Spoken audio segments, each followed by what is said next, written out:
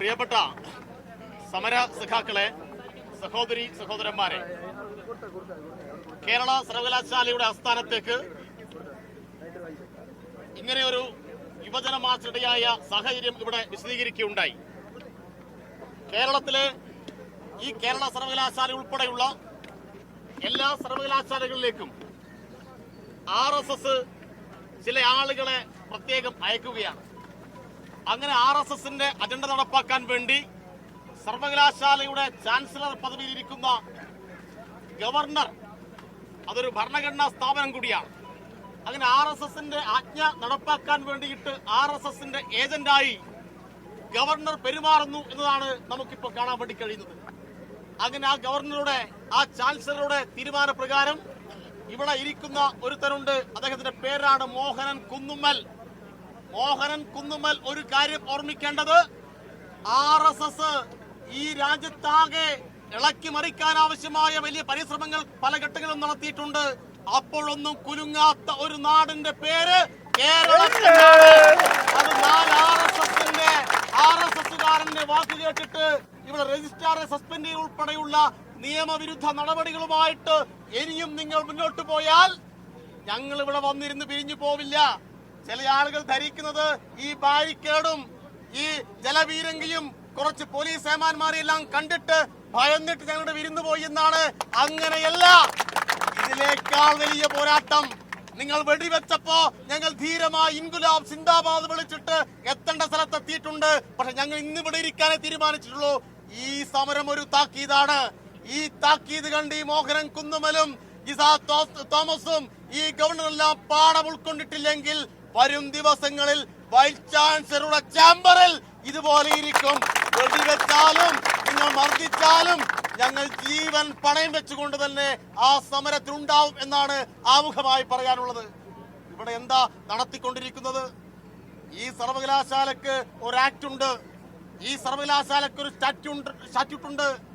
ഇത് നിയമപരമായി മുന്നോട്ട് പോകുന്ന നിയമവാഴ്ചയുള്ള ഒരു സംസ്ഥാനവും രാജ്യവുമാണ്. ഈ രാജ്യത്തിനൊരു ഭരണഘടനയുണ്ട്, ഈ രാജ്യത്ത് കോടതികളുണ്ട്, സംസ്ഥാന ഗവൺമെന്റുകളുണ്ട്, ക്യാബിനറ്റ് ഉണ്ട്. അതിനെല്ലാം മറികടന്നുകൊണ്ടാണ് ചില തീരുമാനങ്ങൾ ഇവിടെ എടുത്തുകൊണ്ടിരിക്കുന്നത്. ഇവിടെ ഇപ്പൊ താൽക്കാലിക ചുമതല കൊടുത്ത ഏറ്റിട്ടുള്ള ഒരു VC രജിസ്ട്രാറെ സസ്പെൻഡ് ചെയ്യുകയാണ്. എന്തിനാ രജിസ്ട്രാറെ സസ്പെൻഡ് ചെയ്തത്? ഈ സർവകലാശാലയുടെ ആസ്ഥാനത്ത് RSSന്റെ ശാഖയിൽ ഉപയോഗിക്കുന്ന ചില പ്രത്യേക മതചിഹ്നങ്ങൾ ഉപയോഗപ്പെടുത്തിക്കൊണ്ട് ഒരു ചടങ്ങ് വെക്കുന്നു. സർവകലാശാലയുടെ നിയമത്തിൽ പറയുന്നുണ്ട്, മതനിരപേക്ഷതയ്ക്ക് പരിക്കേൽക്കുന്ന ഒരു പ്രവർത്തനത്തിനെയും കേന്ദ്രം ഈ സർവകലാശാല ആവാൻ പാടില്ല, അതിന് കൂട്ടുനിൽക്കാൻ വേണ്ടി പാടില്ല എന്ന് ഉത്തരവാദിത്തപ്പെട്ട രജിസ്ട്രാർ അദ്ദേഹത്തിന്റെ ഡ്യൂട്ടി നിർവഹിച്ചു. ആ ഡ്യൂട്ടി നിർവഹണത്തിന്റെ ഭാഗമായിട്ട് പറഞ്ഞു, RSSന്റെ ശാഖയിൽ RSSന്റെ കൊടിയേന്തിയ സ്ത്രീയുടെ രൂപം വെച്ചിട്ട് ഈ സർവകലാശാലയിൽ നിങ്ങൾ പരിപാടി നടത്താൻ പാടില്ല. അത് പറഞ്ഞത് തെറ്റാണോ? അത് പറഞ്ഞതിന്റെ ഭാഗമായിട്ട് ആ രജിസ്ട്രാറെ സസ്പെൻഡ് ചെയ്തു. രജിസ്ട്രാറെ സസ്പെൻഡ് ചെയ്യാനുള്ള അവകാശം ഈ VCക്കുണ്ടോ? VCക്ക് അങ്ങനെ ഒരു അവകാശമില്ല, അധികാരമില്ല. രണ്ട് സിൻഡിക്കേറ്റിനിടയിൽ ചില കാര്യങ്ങൾ തീരുമാനിക്കാനുള്ള അവകാശമുണ്ട്. പക്ഷെ രണ്ടാമത്തെ സിൻഡിക്കേറ്റ് വരുമ്പോഴേക്ക് ആ സിൻഡിക്കേറ്റ് യോഗത്തിൽ എന്താണോ തീരുമാനിക്കുന്നത് അത് നടപ്പിലാക്കാനുള്ള അധികാരം മാത്രമേ VCക്കുള്ളൂ. ആ സിൻഡിക്കേറ്റിന്റെ അധികാരം കവർന്നെടുത്തുകൊണ്ട് വീണ്ടും സസ്പെൻഷനും വീണ്ടും ചില നടപടികളുമായിട്ട് ഇതിനകത്ത് ഇയാൾ പോയിക്കൊണ്ടിരിക്കുന്നു. ഇതിനെതിരായി കേരളത്തിലെ വിദ്യാർത്ഥികൾ അതിശക്തമായ സമരം കഴിഞ്ഞ ദിവസം നടത്തി. ആ സമരം നടത്തിയപ്പോ RSSനേക്കാൾ പൊള്ളിയത്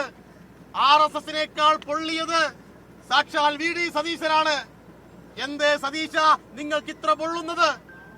RSSന്റെ ആജ്ഞാനുവർത്തിയായ, RSSന്റെ അടിമയായ ഒരു വൈസ് ചാൻസലർ കേരളത്തിന് ഉന്നത വിദ്യാഭ്യാസം തകർക്കാൻ വേണ്ടി ശ്രമിക്കുമ്പോ വിദ്യാർത്ഥികളുടെ സ്വാഭാവികമായ പ്രതികരണം, ആ പ്രതികരണത്തെ ഗുണ്ടായിസം എന്ന് വിശേഷിപ്പിക്കുന്നു. നീ RSSന്റെ ശാഖയിൽ പോയിട്ട് അഭ്യാസം കളിച്ചവനാണ്. നീ RSSന്റെ താത്വികാചാര്യൻ ഗോൾവാൾക്കറുടെ ഫോട്ടോവിന് മുന്നിൽ ഓച്ചാനിച്ചെന്ന് വിളക്ക് കൊളുത്തിയവരാണ്. നിന്റെ നേതാവ് K. സുധാകരൻ എന്താ ചെയ്തത്? RSSന്റെ ശാഖക്ക് കാവൽ നിന്ന സുധാകരൻ RSSുമായി ബായി ബന്ധമാണ്. ഇന്നലെ RSSന്റെ BJPയുടെ സംസ്ഥാന അധ്യക്ഷന് വേണ്ടി പ്രസ്താവന പുറപ്പെടുവിച്ചത് VD സതീശനാണ്. VD സതീശൻ ഇപ്പൊ എന്തൊക്കെയാ ചുമതല? കേരളത്തിലെ BJP പ്രസിഡന്റിന്റെ അധിക ചുമതല കൂടി നിർവഹിക്കുന്ന രൂപത്തിലേക്ക് RSSന്റെ ഏജന്റ് ആയിട്ട് VD സതീശൻ പ്രവർത്തിക്കുന്നു. അന്തസ്സുള്ള KSUക്കാരുണ്ടെങ്കിൽ, ആത്മാഭിമാനബോധമുള്ള യൂത്ത് കോൺഗ്രസുകാരുണ്ടെങ്കിൽ, അന്തസ്സുള്ള മതനിരപേക്ഷവാദികളായിട്ടുള്ള ദേശീയ പ്രസ്ഥാനത്തിന്റെ പിന്മുറക്കാരാണ് എന്ന് അഭിമാനിക്കുന്ന കോൺഗ്രസിൽ ആരെങ്കിലും ബാക്കിയുണ്ടെങ്കിൽ അവര് പറഞ്ഞു കൊടുക്കണം. അവര് ഈ കേരള യൂണിവേഴ്സിറ്റി നടക്കുന്ന സമരത്തെ കുറിച്ച് പ്രതികരിക്കാൻ ധൈര്യത്തോടുകൂടി മുന്നോട്ട് വരണം. ആ പ്രതികരിച്ചവരെ ഗുണ്ടകൾ എന്ന് വിളിക്കുന്നു, അക്രമ സമരം എന്ന് വിശേഷിപ്പിക്കുന്നു. ഇതൊന്നും കേരളത്തിൽ നടപ്പിലാക്കുന്ന പ്രശ്നമില്ല. VD സതീശനും RSSും ഈ ആർലേക്കറും എല്ലാം കൂടിയിട്ട് കൂറുമുന്നണി ഉണ്ടാക്കി കഴിഞ്ഞാലും SFI സമരം അതിനകത്ത് സംഘടിപ്പിക്കും. SFI നടത്തുന്ന സമരത്തിന് എല്ലാ പിന്തുണയുമായിട്ട് DYFI തെരുവിലുണ്ടാവും. ഇയാൾ ധരിക്കുന്നത് എല്ലാ ദിവസവും ഇവിടെ തന്നെ താമസിക്കാമെന്നാണ്. ഹെലികോപ്റ്റർ കൊണ്ടുവന്നിട്ട് അവിടെ നിന്ന് അങ്ങോട്ട് കൊണ്ടുപോകാൻ കഴിയില്ല. അതുകൊണ്ട് ആർലേക്കറോട് ഒരു കാര്യം പറഞ്ഞേക്കാം, ഈ കുന്നുമ്മലോട് ഒരു കാര്യം പറഞ്ഞേക്കാം, നിങ്ങൾ ഈ സർവകലാശാല ആസ്ഥാനത്ത് എപ്പോ പ്രവേശിക്കണം, എപ്പോ പ്രവേശിക്കണ്ട, നിങ്ങളുടെ ചേമ്പർ നിങ്ങൾ ഇരിക്കണമോ വേണ്ടയോ എന്ന് തീരുമാനിക്കുന്നതിലേക്ക് DYFI നാളെ മുതൽ അതിശക്തമായ സമരം ഈ കേരളത്തിന്റെ തെരുവിലേക്ക് വ്യാപിപ്പിക്കുമെന്നാണ് ഈ സന്ദർഭത്തിൽ പറയാനുള്ളത്. അതുകൊണ്ട് കേരളത്തിന്റെ ഉന്നത വിദ്യാഭ്യാസം പേരുകേട്ട പുകൾപെറ്റ നിലയിലേക്ക് മുന്നോട്ട് കുതിക്കുന്നു. ഈജിപ്തിൽ നിന്ന് കുട്ടികൾ പഠിക്കാൻ വേണ്ടി ഇങ്ങോട്ട് വരുന്നു, യൂറോപ്പിൽ നിന്ന് കുട്ടികൾ പഠിക്കാൻ ഇങ്ങോട്ട് വരുന്നു, UK-യിൽ നിന്ന്, ചൈനയിൽ നിന്ന് ആയിരക്കണക്കിന് കുട്ടികളാണ് കേരളത്തിലെ വിവിധ സർവകലാശാല ആസ്ഥാനങ്ങളിൽ പഠിക്കാൻ വേണ്ടി ഈ വർഷം മാത്രം അഡ്മിഷൻ എടുത്തിരിക്കുന്നത്. കേരളത്തിന്റെ ഉന്നത വിദ്യാഭ്യാസം മെച്ചപ്പെട്ട് മുന്നോട്ട് കുതിക്കുകയാണ്. ആ മെച്ചപ്പെട്ട് മുന്നോട്ട് കുതിക്കുന്ന ഉന്നത വിദ്യാഭ്യാസത്തെ തകർക്കാൻ, സർവകലാശാലകളിൽ ഭരണസ്തംഭനം ഉണ്ടാക്കാനാണ് നിങ്ങളുടെ ഭാവമെങ്കിൽ അതിനെയെല്ലാം മറികടക്കുന്ന ഐതിഹാസികമായ പോരാട്ടത്തിന്റെ നാളുകളായിരിക്കും ഇനി വരാൻ വേണ്ടി പോകുന്നത്.